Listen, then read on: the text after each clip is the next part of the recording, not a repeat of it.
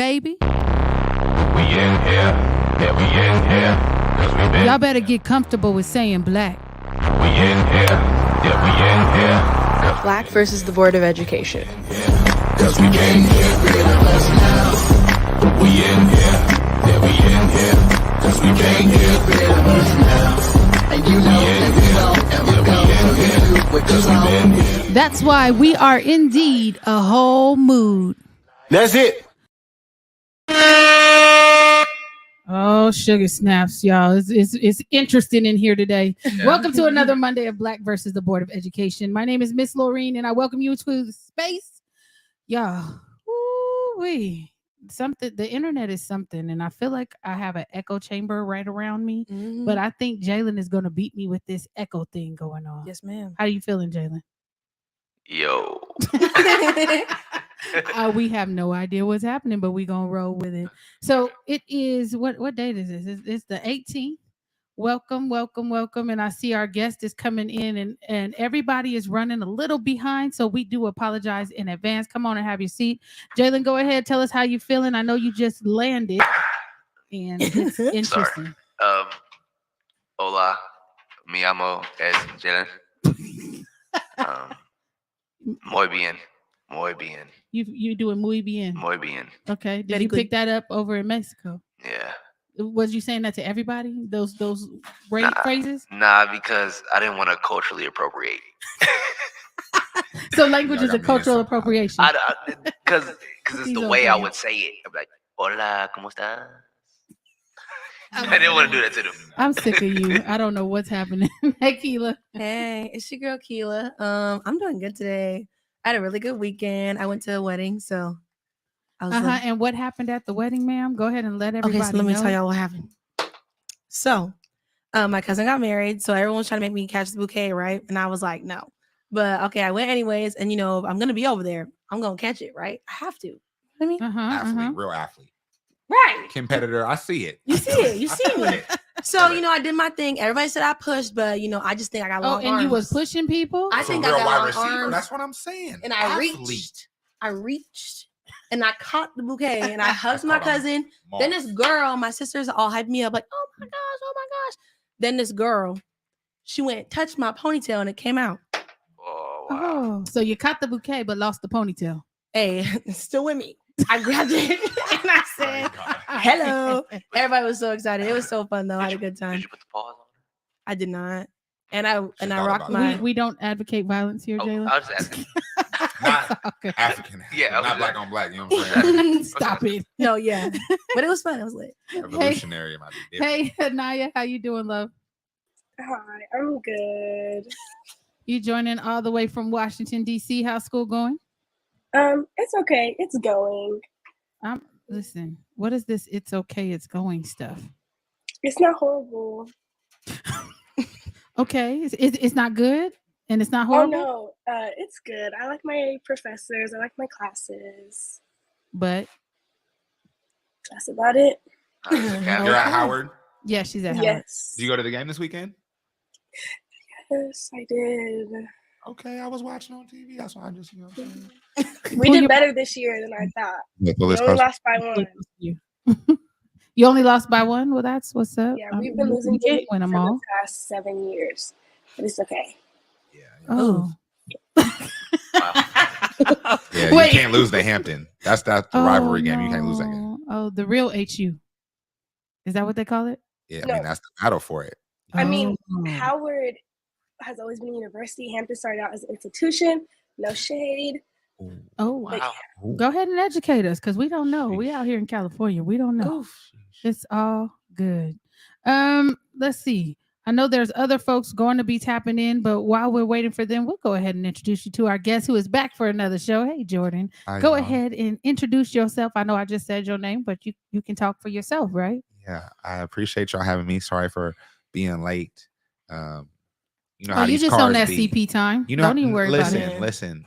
Right now, my car can't go above 48 miles an hour. So I got it right. Exactly. So I gotta be maneuvering. I gotta be sliding through all these streets in Sacramento. Right. You know what I'm saying? It's a good thing people love me and we give out groceries and things because I have to go through every neighborhood. So if it was bad, it would be bad. Yeah. You know what I mean? You know how I feel you it. know how the city be. So if it was bad, it was bad. Right. Because I got to go through everywhere. Right. Oh my. But so luckily I see you you got a little different going on. So your hair is braided, right? You don't have to. Did you have something else was going on with your hair at that time? It's either in a bun, which means it ain't braided because my wife ain't braided it. Oh. Or I got a cut, and then it's probably in 4 braids. And if I ain't got a cut, then I go singles so it can cover up a little bit. Yeah. I feel it. Well, welcome back. Because we haven't heard from you in a while, and you had a lot go on. We have. But yeah, so I'm excited to be back. I'm excited to talk to y'all about what's going on and update everybody. And yeah, okay, so be with our folks. I haven't had a chance to get down to the neighborhood center. Now, did you guys move? I thought I read something about you have the school in a different place or something was going on. Yeah, we had to relocate. Okay. So I know you had came by. I think my mom came by. Okay, your mom and came Dr. by. Versher came by. Okay, you're right. I thought you might have came to another event, but you're right. I was there. I came to an event. Okay. I went to the basketball event. Okay. I was like, I know there was like another time that y'all was there. So I just wanted to make sure. But the Shakur Center, again, we loved it. We were there for 17 months. It was everything to us, right? It was like an acre land. Most people don't know this, and we didn't know this when we took it. But I got a chance, like we took it in March, right? And then in June, I got a chance to go to the Wake Me When I'm Free Museum. Okay, we went there. Okay, so did you see Pac's journal when he talked about what he wanted? I saw different pages of the journal. Okay, so in the museum, and I have a picture of it, one of them was talking about, I think it was called Thug's Mansion, or I don't know. I don't remember if that's exactly what he named it, but he named it something along that lines. But he said it would be a 3-story building with an acre of land, with a kitchen in the basement, with a farm to grow food, a swimming pool, and an indoor basketball court. We had an outdoor basketball court. We didn't have a swimming pool, but we did have a baptismal pool. Okay. Well, we had 3 stories, but you know what I'm saying? But we had, so it was really like, it was like, whoa, like we like felt like you were like we realizing a dream. We really felt like that.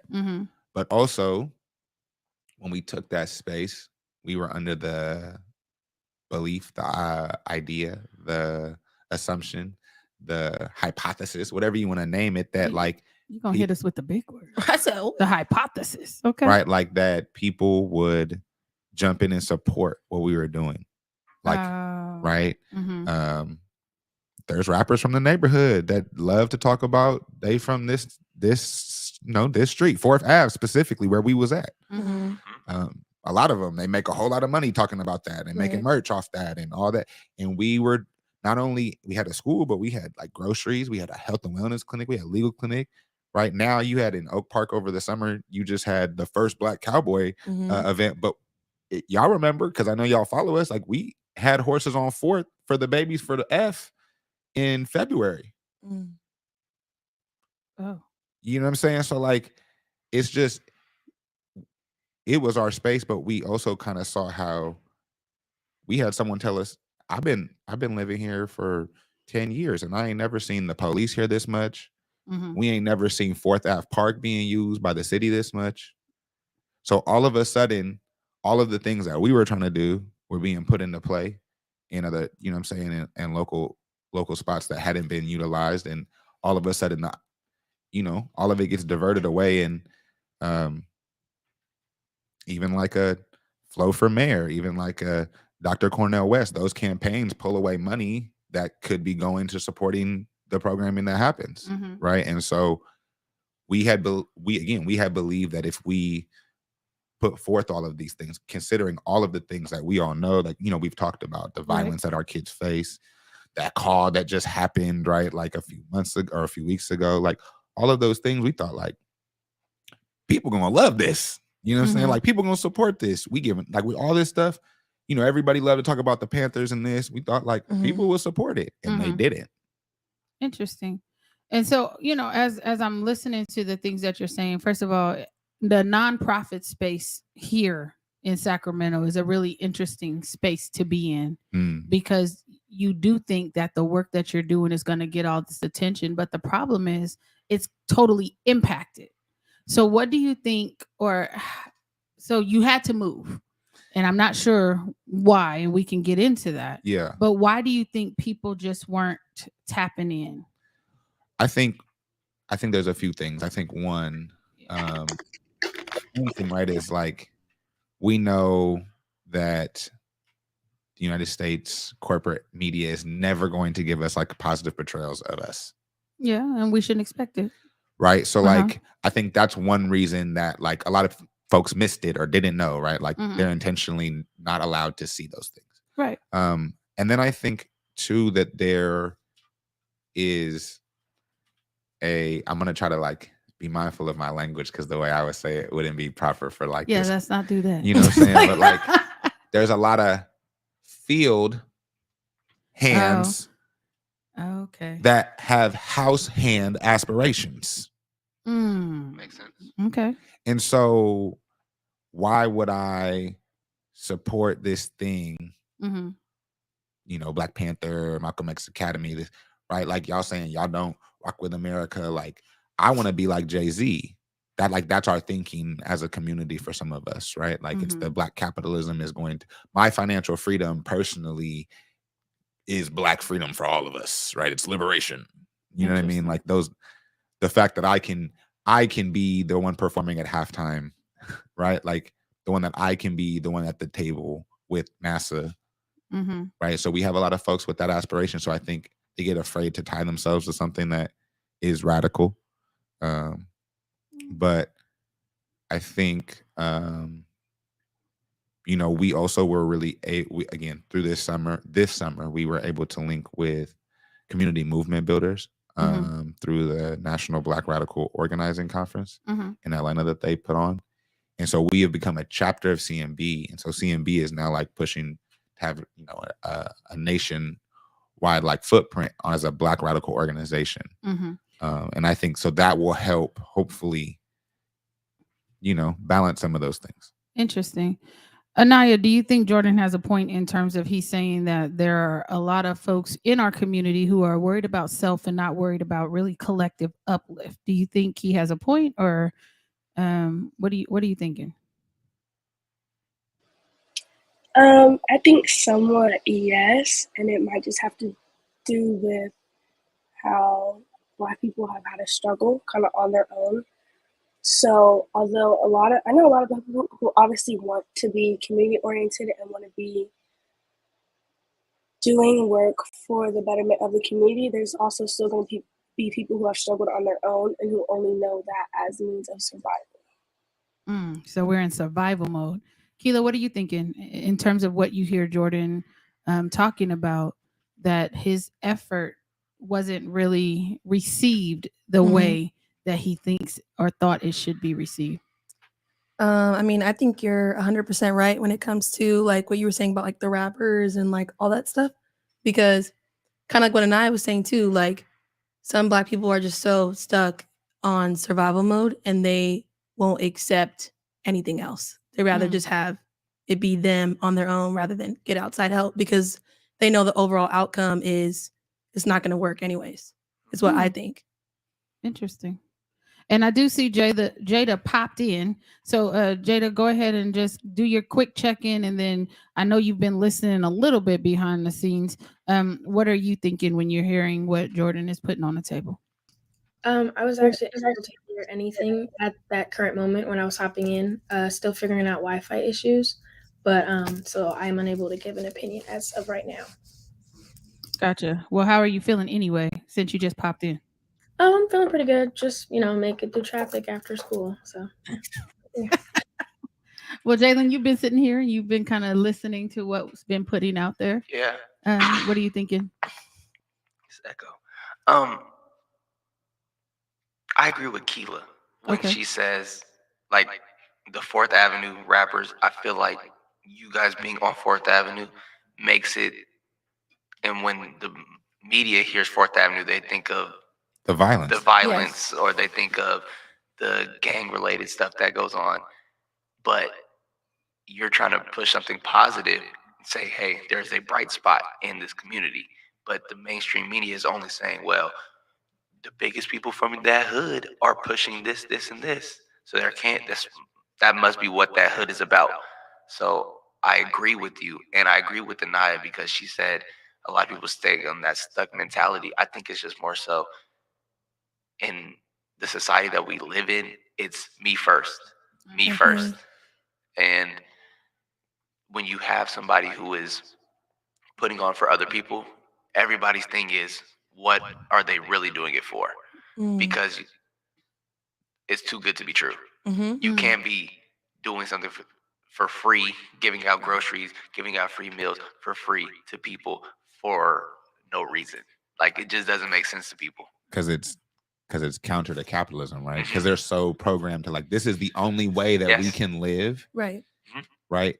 And I think what's crazy is it also shows us how conditioned we are to value ourselves in a certain way, right? So an OG at the park, at the big park, right, McClatchy Park, we were handing out grocery boxes, and we were telling them about how one of the Sacramento Kings players had donated $5,000 to us, and we were like, "That's great, it was, but like, bro, you wear that in your earring, you spend that at lunch, like, for real, you know what I mean?" Like, allegedly, because we're not pocket watching, right? So well, we I can mean, tell if you post it on Instagram, that don't mean that ain't costume jewelry. I'm just saying, like, okay, let's put an asterisk in that. We could be Chad Johnson. We could be Ocho could be. Cinco. Could be. I mean, For sure. like, let's not. We don't pocket watch, but I understand. But if someone what holding you're up saying. what you know what I'm saying? Yeah. But what our point was, the OG he said, what's crazy is he gave the babies 5,000, but if they wanted to bury someone, they would drop 20 G's.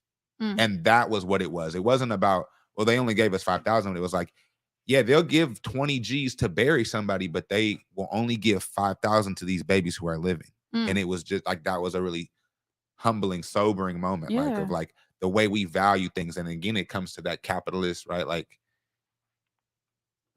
well, let me ask you this, because you said that, you were going to be partnering with somebody, and you talked about this radical movement, right? So when people start to hear words about radical, and they start to hear Black Panther, and then now you're coupling it with Malcolm X, who said by any means necessary, you know what I mean? 100%. So when you're looking at this, and our schools have done a horrible job with history, right?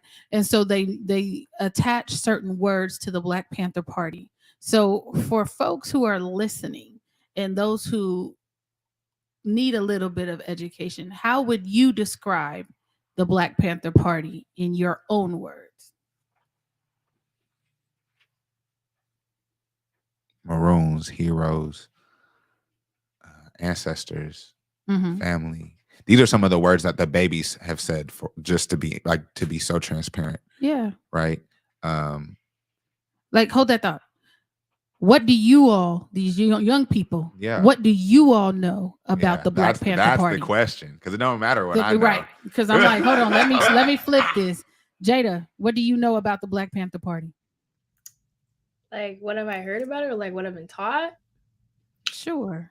Give it to us. I would just say they're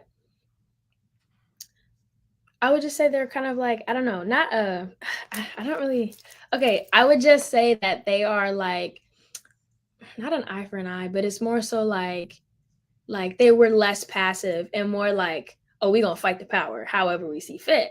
And so I think that's why some people, like, white people might call them like, oh, like, I think they were being called a terrorist group or something like that, because they would go around fighting the power with violence. But it's like, y'all don't like us when we're quiet, but y'all don't like us when we're loud. Like, and I think they just didn't care at that point. They were just like, we finna make a statement regardless. I don't know, but yeah, I think that's a good gist. Anaya, what do you know about the Black Panther Party? Let's see. I know that they were founded in Oakland by Bobby Seale and Huey P. Newton. I would say that they're freedom fighters. And like Jada said, they gave the police the same energy that they were given. I know that they dress a certain way, and I thought that was just super cool, how you always knew Oh, they're in the party based on how they dressed. With the afros and the, what was it? What do you call them? Right. And the, Yeah. Oh Lord, Jalen, what do you know about the Black Panther Party? I know that they were founded as a community police, like a community police. They wanted to police their own community because they didn't like how the police were treating them. So they were like, okay, you guys stay over there. We got our own community. Okay. Keela? Kind of what everybody was saying, freedom fighters, they dress a certain way, and almost kind of like what you were saying, like heroes. I know like when it's talked about on like TV or like shows, it's basically like The Voice almost in that sense. Like they kind of were sticking up for everybody because no one else could. Well, I know that they were the Black Panther Party for self-defense, which means they were defending themselves against something or someone, power structure or not. I know that it wasn't until they took their behinds to the Capitol and brought guns that they started trying to take guns away from everybody else.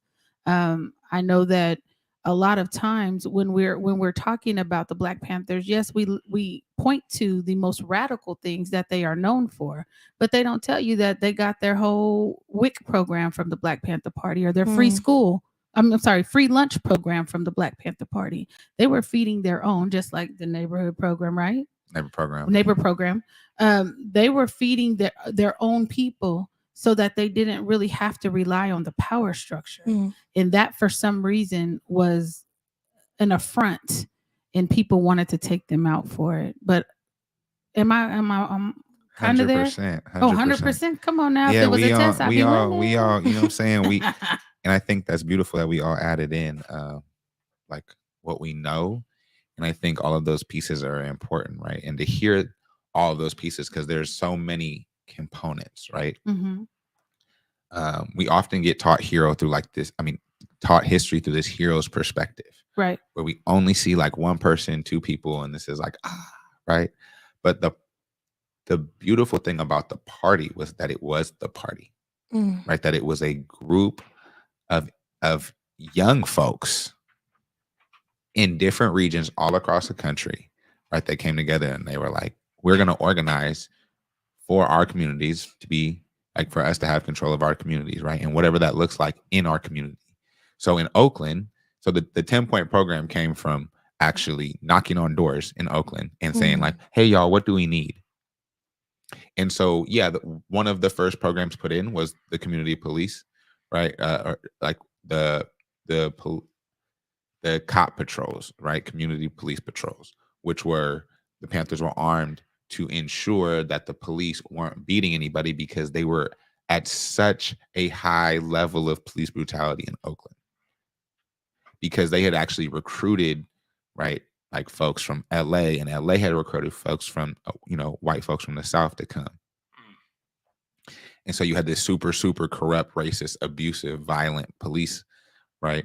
And the first issue of the Black Panther newspaper is actually about the murder, right? The lynching of an African, Denzel, in Richmond, right? And so that's how it's like a handwritten, paper that they're writing about the police killing, right, this person in the community. So that is like really where the Panthers come from. And then like, again, to that self-defense, right? They looked at everything that we need to be sufficient, right? When you look at the 10-point program, they talked about housing and food and all of those things. And so then they put in programs to implement that. And they said, this is self-defense from the Empire of the United States. Right? And I did find the 10-point program that I was able to pull up. And it says, we want freedom. We want power to determine the destiny of our Black community. We want full employment for our people. We want an end to the robbery by the white men of our Black community. We want decent housing fit for shelter of human beings. That's a big one.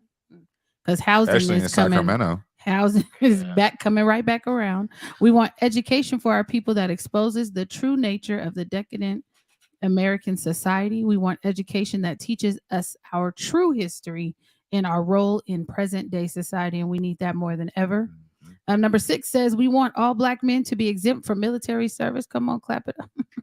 Anyway. I think but a lot of young folks don't get that one. Nah. Because they don't understand that there was a military draft. So that piece just goes really over their heads, but like understanding historical context. Because again, most high school history courses don't even teach Vietnam. So how are they going to understand the context? The only time that you ever hear about it is Muhammad Ali. Yeah. Yeah. That's it.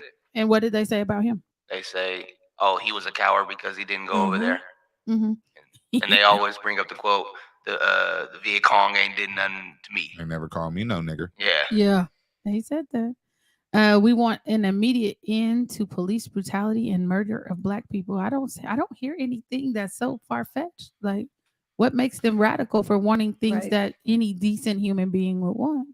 Well, I think so. This is the thing too, right? So this is the what we want, but then there's the what we believe side, right? So they even give a whole in-depth analysis on why they are saying these are their demands. Right. Right. And so when you really start to put that in perspective and in context, then you start to see how logical it really is. And then they use, right in the 10th point, they use the colonizer's own words, right? The founding colonizer's own words, right? And they said, and they say, like, you know, when a government has been, you know, beating you for so long, what are you supposed to do but to abolish it? They use Thomas Jefferson's own words against the government that he established, right? And says, like, it is time for, and again, they call for a United Nations supervised plebiscite, which is a vote for all the Black, what they call colony, right, to vote on what our destiny would be. Would we like to stay here? Would we like to have our own nation state, which some folks, right, like are really big into, called the Republic of New Africa here in the South and the Black Belt. And then there's, you know, folks who want to return to the continent, or again, what does it look like? That's what they were calling for a vote. That was the 10th point. They said we want land, bread, housing, education, justice, and peace. We want to vote on what should happen to us as a people, right? Yeah. How can we actually have land and then be self-sufficient? Well, well, because when we did have land and we did have our own things, then they went on an occupation to go ahead and take those things from us forcefully, killing our people even more. But I want to give these last 3 points. It says, number 8, we want freedom for all Black men held in federal, state, county, and city prisons and jails. We want all Black people, when brought into trial, to be tried in court by a jury of their peer group or people from their Black communities as defined by the Constitution of the United States. And number 10, we want land, bread, housing, education, clothing, justice, and peace. And as our major political objective, a United Nations supervised plebiscite, which is what you were just talking about, to be held throughout the Black colony, in which only Black colony subjects will be allowed to participate for the purpose of determining the will of Black people as their own national destiny. And it's just like, you know, I'm looking at that and I'm listening to, you know, what you're saying, and, you know, it's interesting, and I want to make sure I get Adrian in here. He just got back from Mexico too. Go ahead and say hey, check in, tell us how you doing. Did you have a good weekend? All that. Oh, I had a great weekend. He in there coughing too. You know, I partook in the devil's nectar, so I'm a little tired. Wow. It took a hold of me, but I joined in late. But I liked what I was hearing. So interested where this is going. Do you have an opinion on anything that you've heard thus far? As far as the 10-point program, I heard of it, but I've never actually read it.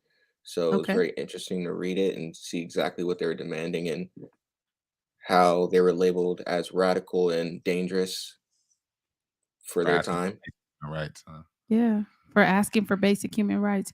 Jada, I'm curious, when you looked at the 10-point program, was there anything that stood out to you that was unreasonable? No, honestly, did you sound like they want, it really didn't. I think that the reason why they made such a big deal out of it was because it meant that white people would have to change their system, and they liked the system exactly how they designed it. And it wasn't oh, like you guys are asking for too much, or oh, like y'all are radical for like that. It was just out of the world kind of expectations. We're just asking you to stop killing us. Is it that hard to just stop? Is it hard for us to receive some of the same opportunities that you receive?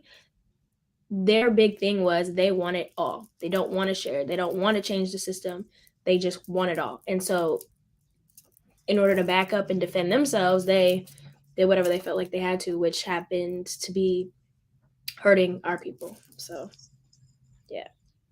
Anaya, anything unreasonable from what you've heard? Because this is the ideology that you guys run your program out of, right?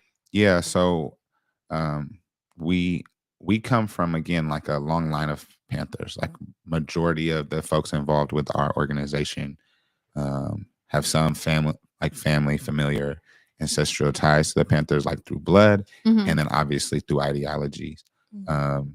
And then, kinship bond, like as we do as a people from centuries, right? Like when we made family on plantations, we made family on the ships. We, I'm saying, even again on the continent, we made family, I'm saying, here, like we just see it. But yeah, we model, we call ourselves the Shakurs, right? The Shakur Center, the Shakur, now we have a house, so we call it the Shakur House. But yeah, like we called ourselves the Shakurs. And we follow the 10-point program, right? The teachings of, of Assata Shakur, Afeni Shakur, Dr. Mutulu Shakur, Tupac Shakur. Really the four that like stick really strong for us. Obviously, like Lumumba, Zaid, and those folks are influential. You know what I'm saying? But like those four are really like the strength for us. We really believe like revolution is love. Again, Neighbor Program was its own independent organization for 3 years. Okay. And we're still like as a nonprofit, like, right, that arm, we are independent. But we are joining up, right, like with community movement builders out of Atlanta. And they are a mass Black coalition, again, out of Atlanta. We have chapters in Detroit and Dallas, and building out in New York and Newark and up and down the East Coast. Again, we're helping out here in Sacramento. We're going to be planning in LA. And again, just trying to help create that 10th point. How do we all get together and talk about like, yo, what is going on and how can we work to fix this? Like there's got to be something that we can all do. And so that's kind of what guides us. And then our school, specifically Malcolm X Academy, comes out of Malcolm's call in 1964 to create a school, and then the Panthers creating a school called Oakland Community School. And what they were doing there in the Zapatista schools, again, a group, an indigenous group, right, in Mexico, who is working on an autonomous school to like instill that dignity, to show like what it's like to fight against empire and say like, no, this is who we are. So like really like fusing those things together and saying like, this is how we're going to struggle here in Sacramento and teach our babies, so that hopefully we can all get together and have an idea on what kind of future we want to have as a people, because it's dire if we look outside. You know? And it's not getting any better. No matter who's the president, no matter who's the mayor. Well, I think we've become so comfortable with the system, right? Exactly. We know what to expect. We know that from K through 12, we're to be sending our kids to this school or we're going to get in trouble. We kind of don't ever think outside of the box of what it could be if we were to step out and say homeschool, right? And I know that everybody can't homeschool, but for those of us who can, what type of future are we trying to create for these babies who are in this hostile education system? And I know I talk to y'all about that all the time because we're going into the schools and we're really seeing what's happening. So when you hear, Jordan feels that there wasn't a huge support for what they were doing at the Shakur Center. There wasn't a lot of participation. There wasn't a lot of funds coming in. And again, with this nonprofit world that we have out here, it's super impacted. So there are so many different people doing the same type of work that funders always give, I don't want to say excuses, but rationales for why they're going to fund this group over this other group. So when you think of that, right, and people are not funding you, what do you think that's about? Is it the ideology? Is 100%. It who you're connecting yourself to? Like, what do you think it is? Yeah, I think, right, like we painted the Shakur Center red, black, and green. We flew a Panther flag. And then right, like, I mean, well, they got rainbow flags all over the place. So 100%. But I'm just saying, what is counter to Empire, right? Like Empire can co-opt the rainbow flag. Yeah. You could right, like you can co-opt a lot of things. I mean, really, you could they co-opted the Panthers. I was gonna say you could co-opt the red, black, and green, right? But to that point, right? Like being on 4th and being between both parks, and like people saw it. So then there was talk, and it was like, we got to shut this down. The reason we left is shut your thing down. 100%. Oh, they shut you down. Well, I mean, when I say that, again, we have to look at like what is happening. Again, how are we not connected to certain people? How do certain people get funding? How do we miss out on a grant like for the city food? We missed out on the city's food justice grant. Tell me how. Did they not give you the information? Oh, no. When I say we missed out, not like we didn't turn it in. I mean, like we didn't get selected. Oh. Right? Like we put in for grants. Mm-hmm. That's what I'm saying. Like we did those things. I went door to door and knocked on businesses. Mm-hmm. I had so many Black businesses like, oh, we love what you're doing. We're gonna, oh yeah, send it back to us, and we're gonna, oh, leave it here. And I ain't get no email. I'm sending the email out like checking in to see if you still want to sponsor. Yeah. You liking every Instagram post, but like bills is due. That's crazy. Yeah. You know, and so yeah, I mean, again, we had someone pull out and tell us just factually, like, hey, yeah, like the name Malcolm X, like, nah, bro, like it's way too hot for me. Yeah. Like in my profession, nah, can't do it. Yeah. Right. Cool. So like, nah, like I would be a fool to think that again. I would be a fool to think that thinking about the ways in which at the time at our Shakur Center, again, we had 2 cases happen against me, right? We had and let's talk about those. They froze our bank account, just shut it down. They froze what bank account? Your Shakur bank account or your personal bank account? Our neighbor program bank account. Oh, okay. They just shut it down and froze it, kept our money, and they wouldn't tell us why. They said it was a back office. It was a call from the back office. Right. Oh. There was like so many things happening. Mm-hmm. Again, like I said, the white cat who is, president of Oak Park Neighbor Association, he was like, I've lived here for 7 years. I've never seen the police sit on 4th Ave as much as they have since y'all been here. Mm. The police would just sit outside. Is it a gentrified area? I mean, because it's like I know in between. Parts of Elk Park have been gentrified. So. It's in between, right? To be so honest, because we're in between both parks. They would love to gentrify it, but also like you have the projects right there, so you can't like, right? When you say the projects are Oak Park Terrace, right? So that's actually like when like Mozzie talks about Pebble Beach and Pebbles, and I'm from a sacred vision. That's what he's talking about, like that spot. That's where he be filming his music videos, and so that is like a hotbed of violence. You know what I'm saying? Mm-hmm. And then obviously the big park is the big park. You know what I'm saying? So yeah, like again, even that, like bro came in, filmed the music videos. Like, I know you've seen us. Have you ever talked to them? Like we've talked to like folks and people in different people's camps and like different musicians, but different never artists. To the artists themselves. A couple. I know that like right now we've connected with Dion Taylor, the film director, and we're hoping to figure something out. Again, like some of our teams had conversation with like De'Aaron Fox. He's donated before. Obviously we did that interview with Dr. West, and he promised to come out and do a fundraiser for us and all that. That never happened, right? Then he just pulled up to Oak Park at the Guild and didn't come and do like. And again, that's all I said. Like you have. So politics is politicking, right? 100%. Okay.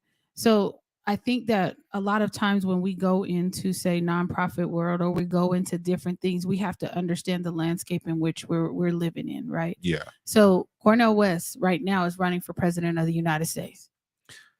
He's going to want to go to the Guild instead. No, 100%. Like we gotta keep it a buck. Like we're gonna have to. So and what my thing is, right? Mm-hmm. You wanted to take somebody at their word, right? No, not even that, right? Okay. Because again, I want to let's get out of being emotional. Oh yeah, for sure. I want to look at this critically, right? Yep. And so you're from Sacramento, so you do know, and again, so like you have talked with us, you've acknowledged the need of this school and that you want to help fundraise. And so, again, are we supposed to believe that like Dr. West is not intelligent enough to know that he will? First off, he has said that he's for Black liberation. Yeah, a lot of people say that. You can't be for Black liberation and run for the president of the United States. Like, if those two things cannot coexist. So which one do you believe? So we have to pick that. Also, you're a Zionist. So like, I don't even know what that means, but he believes in the state of Israel, right? Like, okay. And in regards to like the Palestinian conflict, like, no, Palestine is legitimate and Israel is not. And like, all violence against Palestine is not acceptable. Israel doesn't have a right to exist, right? Like, that's the truth. Right. And that's not anti-Semitic. Like, we're talking about like people have been living in this country, in these countries, whether they were Jewish, Muslim, Christian, for thousands of years, right? But the settler state of Israel, just like the settler state of the United States of America, is a genocidal one, right? So he's tried to play the fence on both sides. So no, that can't happen. But my thing is, again, that you are not going to win. You're not. And you're still going to, with Stract, like, you're going to bring out resources. I don't care about the votes. I'm not asking, because I don't vote for anything in Empire. But you're going to extract money from the community that could be going to things that really serve the community. And what are those campaign dollars going for? Because at the end of the day, we all know you're not going to win. So what are you, like, that money being drawn out of the community? Like, you're no better than any other entertainer. You're pulling money out of our community, out of our pockets, because people are so excited and they believe, oh, Dr. West. And you say a few quote unquote radical things like Stop Cop City or Free Mumia, which are baseline level things, right? Cop City is like the most ridiculous thing I've ever heard, right? $1 billion cop project. And then everyone knows that Mumia has been framed. So like, how political is that? You pander and you can put yourself in proximity to Black radicalness, and you can sell a master course on what Black love is and Black radicalness. Yeah.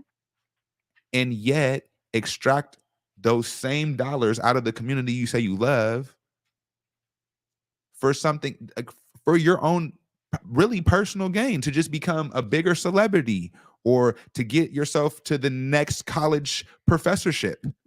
That none of that money is going to help. Because I want to bring these young people in. So, come on. I think that you just answered the main point that you asked earlier. Why are people not giving the money? I think you just answered it. It's because we look at personal gain so much. That's it. Because you just said it. People will tie things. People will have beliefs, right? But when they want to heighten their own popularity, they're going to extract themselves from that belief. So they're going to be like, okay, well, maybe I believe this. I believe it more behind the closed doors, but out in front, I can't let everybody know that I believe this. So I think you just answered it personally. Anaya, what are you thinking? First of all, he done said that Cornel West is running a race that he knows he can't win. Come on, we all got to be honest. Come on, Anaya. Anaya's like, I don't have much to say, but that just reminded me that I can vote now. Okay. Well, welcome to your first election that y'all can vote in. You and Jada, she said, "Oh my gosh." Okay. Adrian. Wait, come on, They Jada. said I forgot. No, come on, Jada. We can vote now. I like that didn't even click in my brain. I was like, oh, I don't have to worry about voting for. Oh, like I had no idea I could vote this year. Go. I don't know. Okay, the whole Cornel West. Not gonna lie, I know some about him. I don't know much about him. That's on me. But I don't know. Yeah. Don't ask me. I don't know much. You got it. Adrian, what are you thinking? Based on everything that Jordan just laid out for us, that was a whole smorgasbord of stuff. Yeah, it's a lot. I don't know. I don't know much about Cornel West either. But but it does sound like someone like Jalen said, who's for personal gain, who says things to people behind closed doors, knowing that they're not going to do it. But I do think it's important for our community, especially Sacramento, with so much gang violence in Oak Park, the Heights, Meadowview. We need something that'll bring us together, and hopefully this will be it. Keela. There's a lot. I agree with you 100%. It's too much. I don't know. It's a lot. Gotta come back. Y'all are speechless. I rarely get to see y'all speechless. Come on, Jada. What you talking about? Personal opinion, doing my slight, 2-second research on Cornell, I don't know if he'd be fit to rule a country. You said president? Like you said rule? Yeah. President? Rule is the right word for this empire. President of the United States of America. If we had somebody like Donald Trump in office, I mean, Joe Biden is out here literally falling asleep. Like it's falling all over the place. Literally. So you talking about? So like, why? I mean, don't say like you got to be competent. Yes, he's black, he's African, right? So like, yes, and he is extremely qualified. Let's be clear. He got the doctor and but let's also put it in context. Everybody running for president is personal gain, right? So it's not just like why Obama writing these books. I don't know because I don't listen to him. Oh however, my God. However, when we start to talk about different people in different places, understand that running for presidency is a vain project. It is a project of vanity, right? And it's us putting our trust in one person to be able to understand everything there is to know about the world, the conflicts that we've inserted ourselves in, the way that we've allowed a particular group of people to become the permanent underclass in this community or in this country, and the way that we put people in positions and they do nothing. So I'm not really excited about much around here, and even local politics, because everybody knows all politics are local. I'm not looking for them to tell me what is visible or what is okay or appropriate or what we should focus our attention on. That needs to be something that we are already looking at as a community. We know what we need. And that's what the Panthers were saying in their 10-point program. They know what they needed. It wasn't at the federal level, right? And that's why we have folks like school board president of Compton Unified, Denzel Perry. He's going to be joining us in a second. But that's why we have these people that we connect to. And we hope that while they're in position to make real change, that they do that. Now, should they not, then they have a whole nother problem. And then we become critics in a different way. That was exactly what I was going to say. We had all those candidates come in here. We need to spin back. We need to spin the block on them. We need to spin the block. We need to spin the block on them, see if they're doing what they said they was going to do in that hot seat. And I guarantee you, most of them not. And when you ask them or press them about it, they're going to tell you some BS. And what it comes down to is what Malcolm said. You could cuss out all them isms, but when it comes to that dollarism, y'all be so your whole soul, every lip. You saw him. Look at him. They take it all off, right? And that's what it is. Yeah, and I think we have to again put it out there. Black people are not a monolith. You have some that believe in the radical agenda, like Jordan. I don't know if I'm there yet. I'm being 100% with you, right? Because I don't consider myself an African at all. I've never considered myself that. But that does not mean we can't get into rooms and have conversations about things in our community that we see that are wrong, right? And I think that is important, because as these young people are listening to us, and we're going to go back and forth anyway. Yeah. But I agree that we need to see more support in the things that we're doing when we're aiming to make things better for the babies. And so that was our whole piece in joining with CMB, right? CMB, I would say that they have a Pan-African framework as similar to ours.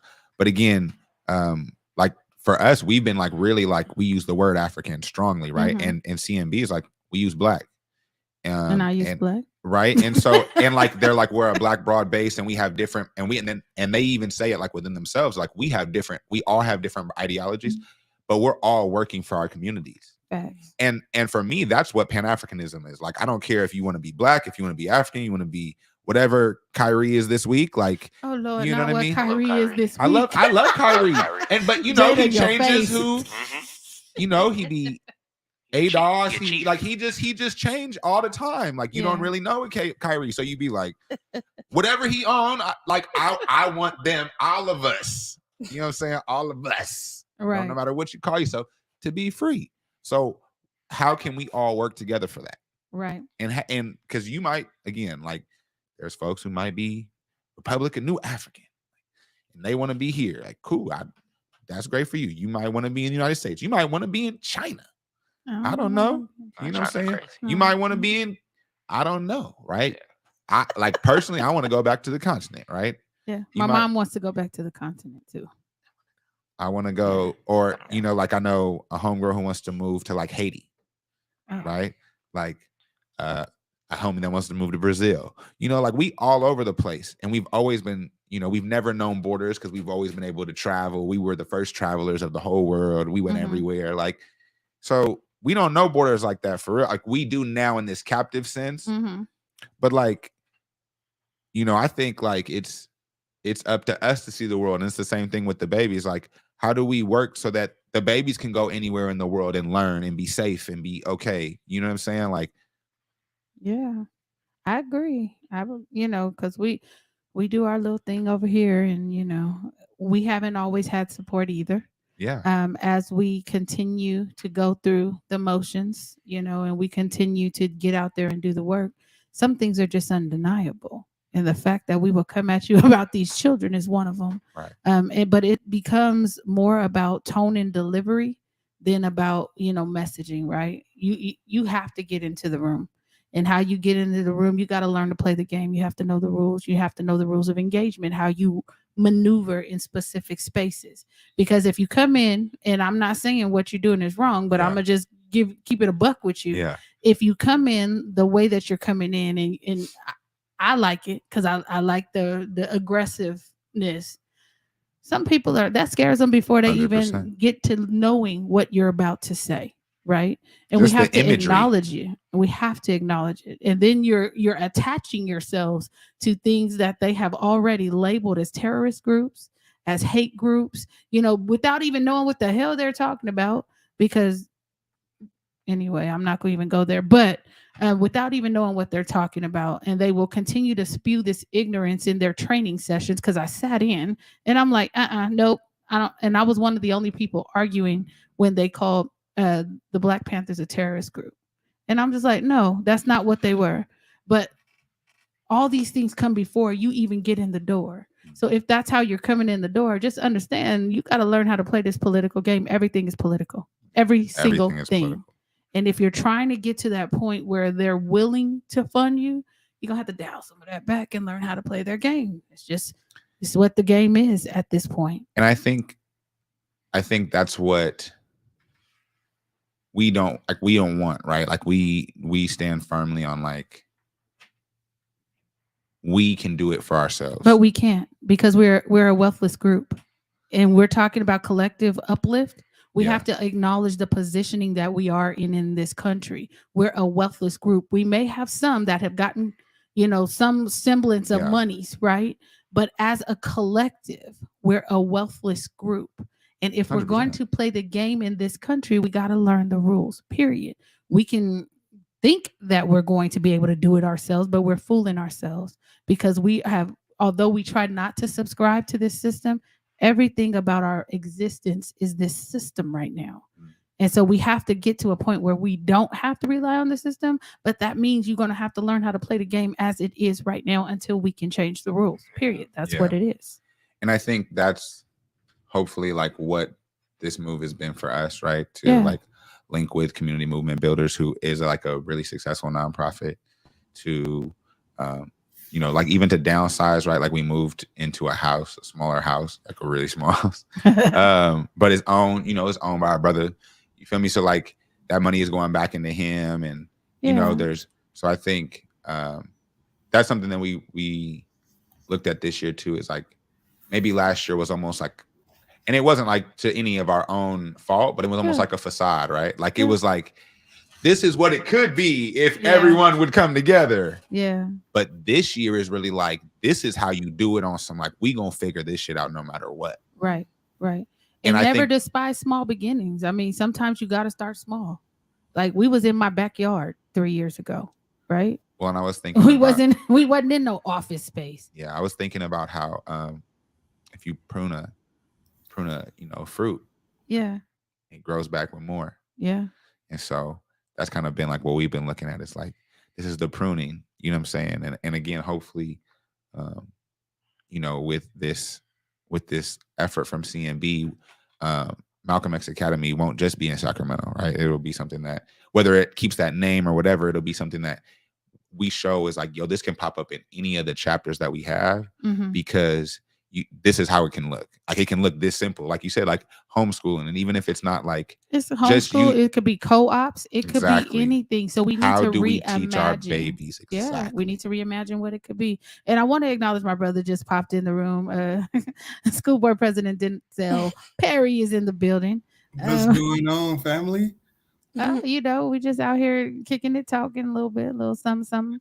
But I want you to meet him offline, Jordan. So when we get a chance, we'll make sure that we make that connection. But something that I want to make sure, we have to start somewhere, right? Yeah. And everybody's not going to run for specific offices. Shout out to Denzel, who decided to run for school board and has ascended to the presidency at this point.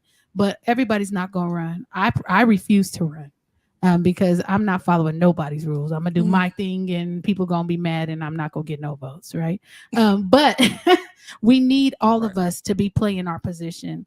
And so I'm excited that Denzel is back, and we're going to have him on another show so that we can talk about kind of some of the things that are going on within our school system. However, this weekend we have a chance to travel. So I'm taking some of us from the podcast team, and we are headed to Compton to support you in the Compton. Is it the initiative, or what are we doing?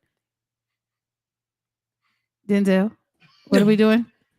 Did he freeze? Oh Lord, he done froze. Oh Lord, you done froze. You've been sitting there looking at me this whole time, and here you go freezing. So wait, let me find it, because I'm gonna tell y'all what it is since he done froze on me.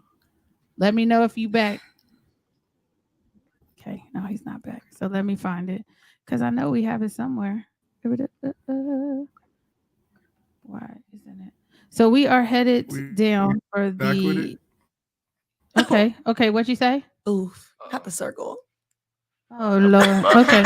So the Gas on Us, a community initiative, we are partnering with School Board President Denzel Perry as he gives gas away to the first 100 cars. I think we're doing $50 a car, and they got the first 50 families will receive free groceries, which is something you talked about.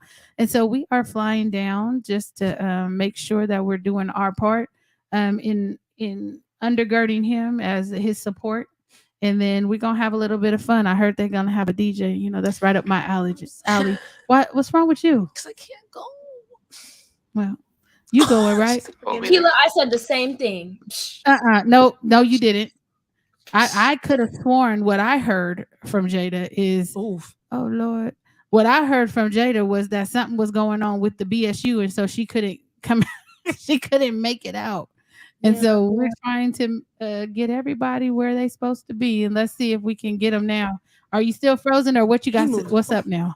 I switched it over to my cell phone, so we should be good. Only do it. He will do it every time. So come on, tell us about this weekend and what we can look forward to, sir. Well, most definitely. Yeah, we're excited. You know, I think one of the biggest things is like we got to remove barriers for our families and for our kids. We know that our parents are, bringing our kids back to school and just had to buy back to school supplies and clothes and things of that nature. And so I think one of the biggest things that we can possibly think of is like, how do we remove barriers? And gas is a barrier. As you know, gas prices in California continues to skyrocket, particularly in LA as well. And so how do we at least alleviate some of that pressure? So parents will look forward to gas for the first 100 cars. In addition to that, we have food as well. It'll be enough food for a family to feed a family of 4 for 10 days. So we're excited about this, and just excited to also just continue to kind of build things like this in the city of Compton. So, and I appreciate, Black versus Board of Ed and BYOP for always the love, the support, and partnering to make this happen as well. And we also got to give a shout out to, it was Locks by T. Is that who is another Locks partner by in the T. effort? Yes, Well, shout out to Locks by T. We love that. And so we look forward to seeing you this weekend for sure. And dinner on you? Yes? Yes, we are going to Little Caesars Pizza, man. We so excited. No. I'm ready. If I'm not going to, what are we going? Benihana's. Benihana's, yes. Oh, yeah, Benihana's with it. Yeah, Benihana's on you. So look at Jada's already with the face. I'm so sad. Well, I can't go. It's my grandpa's 70th birthday. Okay. Yeah, it's her grandpa's 70th birthday, and I have to go support my Black people at school. So, there's Black people everywhere. Come on. Facts. Can we go support some Black people in Compton? Come on. There's Black people everywhere. You gonna see them. You gonna see them for the next year. You ain't gonna see Compton for another year. Well, I don't know. Yeah, as much as we go back and forth to LA, I don't know. You ain't gonna see gas Compton. Oh, we're not gonna see gas Compton. See, well, there's a difference. There's a difference. So anyway, that is gonna wrap it up for us today. We'd like to thank our guest Jordan McGowan, Denzel Perry for dropping through, Mr. Honorable himself, and all of you who joined us today. I know the comments were really quiet today, and that's okay. Sometimes it is what it is. But we will see y'all next Monday at 4:30. 4:30.